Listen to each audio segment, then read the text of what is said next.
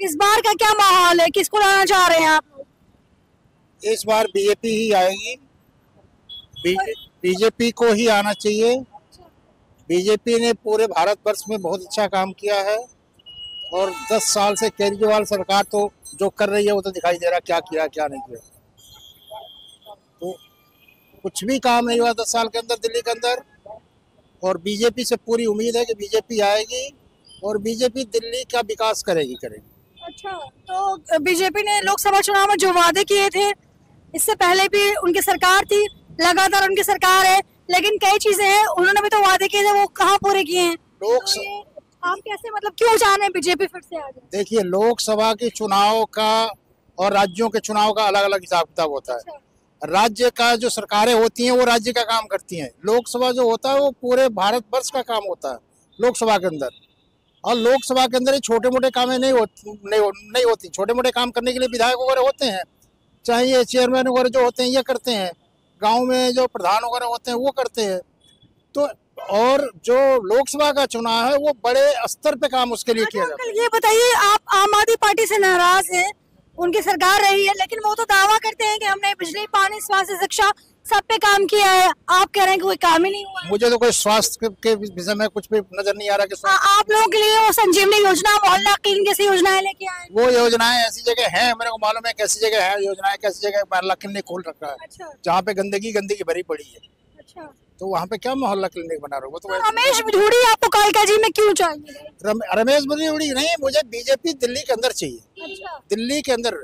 और जब रमेश बिधूड़ी जीतेंगे तभी तो दिल्ली के अंदर सरकार बनेगी बीजेपी की। तो मेरा मानना है कि दिल्ली के अंदर बीजेपी की सरकार बननी चाहिए और अगर दिल्ली का विकास करना है तो बीजेपी को ही आना चाहिए। और लोगों से बातचीत करते हैं, इस बार का क्या माहौल है अंकल दिल्ली चुनाव का? झाड़ू झाड़ू झाड़ू। ये तो कह रहे हैं बीजेपी है। इनको कहने दो, उनकी मर्जी है, मेरी मर्जी। मैं तो ये कह रहा हूँ दिल्ली में दिखा दूंगा मैं तो। ये कह रहे हैं 10 साल में कोई विकास ही नहीं हुआ है। उनकी आंखें जितना काम कर रही होंगी। अच्छा। भाई हमारी आंखें तो काम कर रही है। आप बता दो 15 लाख रुपए आए आज तक? आ गए अगर 15 लाख रुपए तो विकास भी हो गया होगा। और विकास तो अभी बड़ा ही नहीं हुआ, छोटा पड़ा हुआ।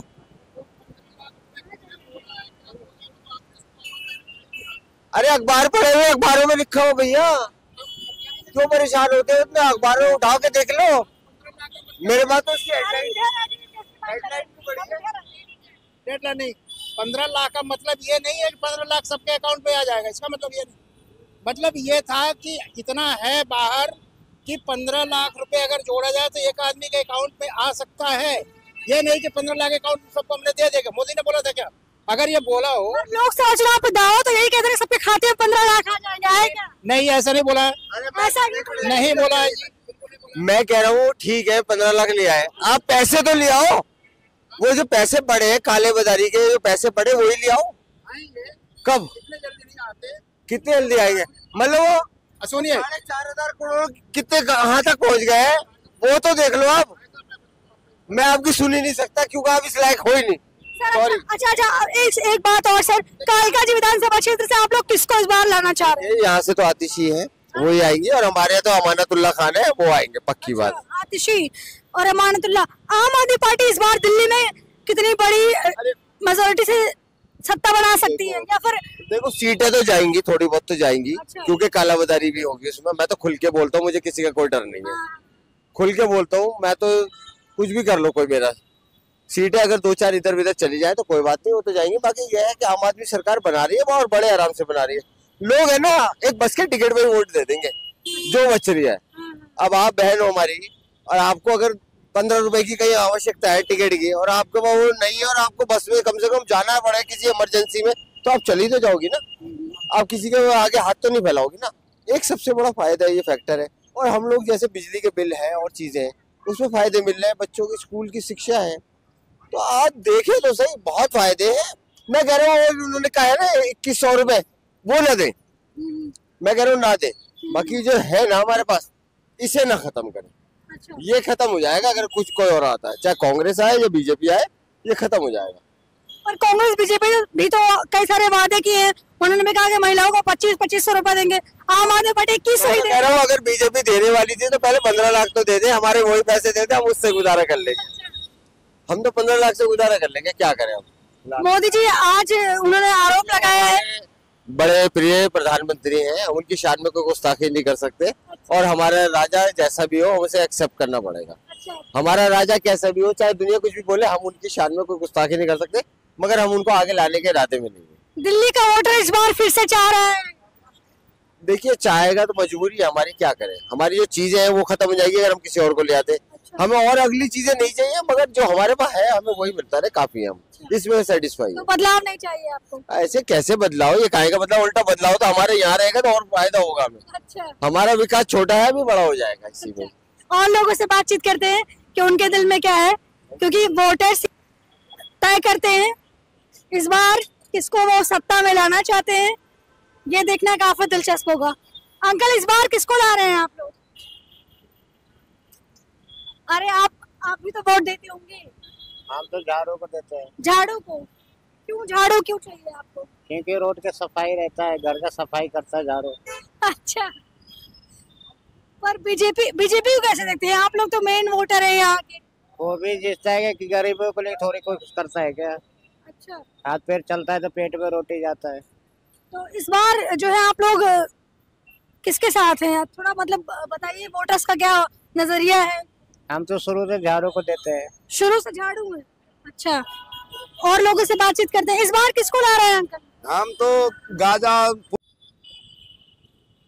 तो इस बार किस मुद्दे पे वोट करना चाहेंगे आप लोग? देखिए, देश का प्राथमिक मुद्दा शिक्षा होना चाहिए, शिक्षा, स्वास्थ्य, और एक ऐसा मुद्दा होना चाहिए जिससे समृद्धि आए इस देश में, लोग जागरूक बने, लोगों को पता चले कि उनके लिए क्या अच्छा है। अब कुछ लोग हैं जो फ्रीवीज के चक्कर में कुछ भी झूठे वादे, चुनावी वादे कर रहे हैं, तो उसके आधार पे वोटिंग नहीं होनी चाहिए। अच्छा, तो एक नागरिक के तौर पे, एक वोटर के तौर पे आपको क्या लगता है, दिल्ली में बदलाव होगा या फिर जिसके हाथ में सत्ता है उसी के हाथ में रहे?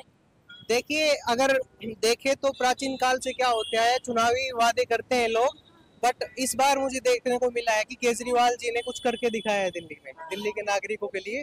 तो मेरे अनुसार तो आगे भी बदलाव होंगे कुछ। तो आपके अनुसार फिर से आम आदमी पार्टी ही आएगी? हाँ, आम आदमी पार्टी आएगी। अच्छा, लेकिन बीजेपी और कांग्रेस को कहाँ देखता है वोटर दिल्ली को?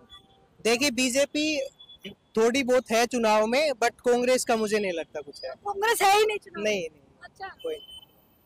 तो ये जो आरोप लगा, अभी कल मोदी जी ने अपनी रैली की, वहां पे आरोप लगाया कि भाई जो दिल्ली की विधानसभा है सिर्फ 70 से 75 दिन पूरे 5 साल में चली है, 14 कानून पास हुए हैं, जिसमें से 5 कानून तो सिर्फ इसलिए पास हुए ताकि आम आदमी पार्टी के विधायकों का जो वेतन बढ़ा सके। इस आरोप को कैसे देखते हैं? देखिए, आरोप प्रत्यारोप लगते रहते हैं चुनावी उसमें, तो उसमें ये सब दुनिया को बहकावे का तरीका है, जो चलता है वो चलता रहता है, और जो अच्छा कार्य करते हैं उनको रोकते हैं। अभी केजरीवाल अच्छा काम कर रहे हैं, उनको जेल में भेज दिया, मनोज सिसोदिया को भेज दिया, तो ये आरोप प्रत्यारोप लगते रहते हैं। तो ये सिर्फ आरोप है, लेकिन ये लोग फिर से जो है एक बार दिल्ली में बैकअप का गुंजाइश हो सकती है? नहीं, इस बार आम आदमी पार्टी सत्ता में आएगी पूर्ण बहुमत से। पूर्ण बहुमत से? हाँ। 10 में से कितने नंबर देना चाहिए केजरीवाल को? देखिए, 8। 10 में से 8। अच्छा भाई साहब, आपको क्या लग रहा है इस बार दिल्ली का चुनाव कैसे देख रहे हैं आप यहाँ के वोटर? बहुत ही अच्छा लग रहा है मुझे कि अब की बार कांग्रेस जीत सकती है 100%। कांग्रेस जीत सकती है? ये कह रहे हैं रेस में कांग्रेस है ही नहीं? नहीं, कांग्रेस जीत सकती है। अच्छा, हाँ हाँ मोरल सपोर्ट है। हाँ जी।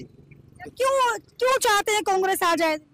क्यों आप कह रहे हैं कि बहुत ही ज्यादा विकास किया है कांग्रेस ने और दिल्ली में, और अरे बहुत वोटर्स हैं। अब जैसे आपके साथी ने बताया कि दिल्ली चुनाव में बीजेपी और आम आदमी पार्टी के बीच में चुनाव हो रहा है, कांग्रेस दूर दूर तक नहीं है, आप इसको कैसे देखते हैं?